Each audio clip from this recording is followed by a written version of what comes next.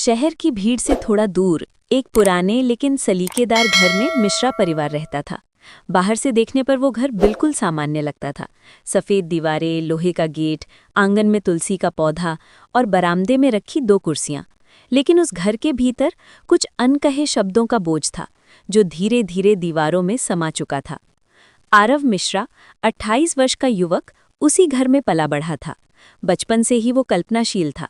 जब दूसरे बच्चे खिलौनों से खेलते थे, वो अपनी कॉपी में कहानियां लिखा करता था। स्कूल की पत्रिकाओं में उसका नाम छपता तो उसकी आंखों में चमक आ जाती। उसकी दुनिया शब्दों से बनी थी। समय बीता, सपनों की जगह जिम्मेदारियों ने ले ली। इंजीनियरिंग की पढ़ाई, कैंपस प्लेसमेंट और एक बड़ी कंपनी में नौकरी। उसके पिता महेश मिश्रा को अपने बेटे पर गर्व था। उन्होंने जीवन भर संघर्ष किया था। छोटी सी नौकरी से शुरुआत कर परिवार को स्थिरता दी थी। उनके लिए सफलता का मतलब था सुरक्षित भविष्य, नियमित आय और समाज में सम्मान।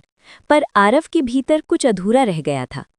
हर सुबह वो तैयार होकर ऑफिस जाता, कंप्यूटर स्क्रीन के सामने घंटों बैठता, मीटिंग्स में भाग लेता, लक्ष्य पूरे करता। लेकिन हर शाम घर लौटते समय उसे लगता जैसे उसने अपने भीतर के किसी हिस्से को पीछे छोड़ दिया है। उसकी डायरी के पन्ने अब भी भरते थे, पर वे पन्ने उसके कमरे की 4 दीवारी तक सीमित थे। महेश ये सब देखते थे। उन्हें बेटे की बेचैनी दिखाई देती थी, लेकिन वे उसे अपरिपक्वता समझते थे। उन्हें लगता था कि स्थिर जीवन में थोड़ी ऊब स्वाभाविक है। उन्होंने भी अपने जीवन में कई इच्छाएं छोड़ी थीं। उन्हें लगता था कि यही परिपक्वता है। घर में बातचीत कम होने लगी। माँ दोनों के बीच संतुलन बनाने की कोशिश करती, पर खामोशी धीरे धीरे गहरी होती जा रही थी। एक दिन ऑफिस में बैठे बैठे आरव को महसूस हुआ कि उसका मन अब और समझौता नहीं कर सकता। खिड़की से बाहर देखते हुए उसे लगा कि शहर की तेज रफ्तार उसके भीतर की शांति को निगल रही है। उसी क्षण उसने तय कर लिया कि वो अपनी नौकरी छोड़ देगा और लेखन को अपना पूरा समय देगा। निर्णय आसान था, पर परिणाम कठिन।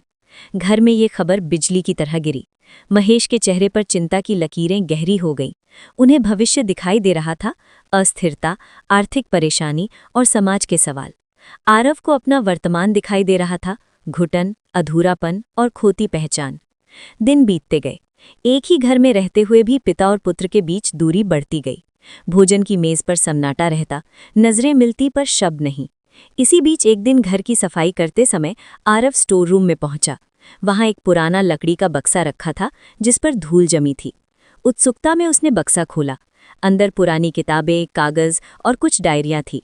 उसने एक डायरी खोली। पहले पन्ने पर लिखा था, महेश मिश्रा, निजी लेखन। आरव ठिठक गया। वो पन्ने पलटता गया। कहानियां थीं, कविताएं थीं, सपनों की रूपलेखाएं थीं। शब्दों में वही बेचैनी, वही जुनून जो वो खुद महसूस करता था।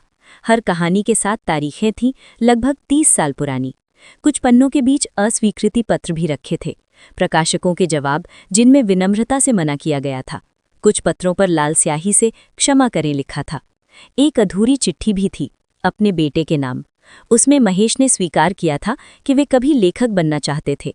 उन्होंने प्रयास किया, पर असफलताओं और आर्थिक दबावों ने उन्हें मजबूर कर दिया कि वे अपने सपनों को किनारे रख दें। उन्होंने लिखा था कि वे अपने बेटे को उसी दर्द से बचाना चाहते हैं। आरव के लिए ये खोज किसी आईने की तरह थी। उसने पहली बार अपने पिता के भीतर छिपे उस युवक को देखा जो कभी सपनों से भरा था।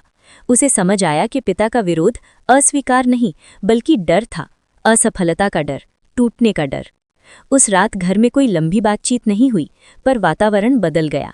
खामोशी अब बोझ नहीं थी, समझ की शुरुआत थी। महेश ने धीरे धीरे अपनी पुरानी डायरियां बाहर निकालनी शुरू की। वे उन्हें पढ़ते, कभी मुस्कुराते, कभी गहरी सांस लेते। आरव अपने कमरे में बैठकर अपनी पांडुलिपि पर काम करता। अब उसके शब्दों में सिर्फ जिद नहीं थी, बल्कि अनुभव की गहराई भी थी। संघर्ष का दौर शुरू हुआ। पहली पांडुलिपि 5 प्रकाशकों ने ठुकरा दी। हर अस्वीकृति आरव के आत्मविश्वास को हिलाती। कभी कभी उसे लगता कि शायद पिता सही थे। फिर वो डायरी के पन्ने याद करता और सोचता कि अगर उसने भी हार मान ली तो इतिहास खुद को दोहराएगा। महेश अब पहले जैसे नहीं थे। वे चुपचाप बेटे के पास बैठते, उसके लिखे पन्ने पढ़ते, सुझाव देते, कभी कभी अपने अनुभव साझा करते। उनके भीतर दबा लेखक जैसे फिर से सांस लेने लगा था। घर का माहौल बदल गया। जहाँ पहले तनाव था, वहाँ अब साझा संघर्ष था।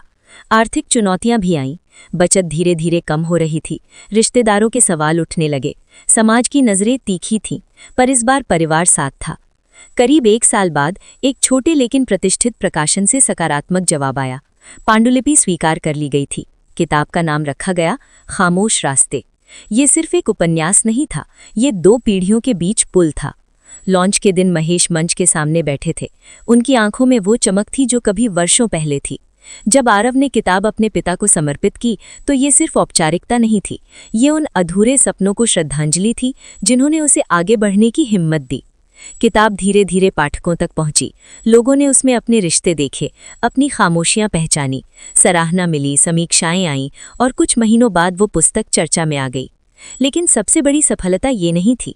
सबसे बड़ी सफलता थी उस घर का बदल जाना। अब वहां सपनों पर बहस नहीं होती थी, उन पर विचार होता था। अब वहां खामोशी नहीं, संवाद था। महेश ने भी अपनी पुरानी कहानियों को संवारना शुरू किया। आरव ने उनसे सीखा कि असफलता अंत नहीं होती अगर हिम्मत जिंदा हो।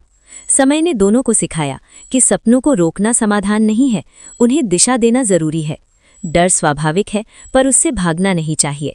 खामोश रास्ते सिर्फ एक किताब नहीं रही, वो उस घर की पहचान बन गई जहां खामोशी ने अंततः शब्दों का रूप ले लिया। कहानी की सीख: अधूरे सपने अगली पीढ़ी में नई ताकत बन सकते हैं। असफलता का डर प्रेम से जन्म ले सकता है। संवाद हर दूरी को पाट सकता है। जोखिम के बिना कोई भी रास्ता मंजिल तक नहीं पहुंचता। अगर आपको ये विस्तृत कहानी पसंद आई हो और आप ऐसी ही गहरी भावनात्मक और प्रेरणादायक कहानियां पढ़ना चाहते हैं तो हमारे चैनल को सब्सक्राइब जरूर करें, कहानी को लाइक करें और अपने दोस्तों के साथ शेयर करें। आपका एक सब्सक्राइब हमें और भी लंबी और दिल को छू लेने वाली कहानियां लाने की प्रेरणा देता है। धन्यवाद। फिर मिलेंगे एक नई कहानी के साथ। स्टार।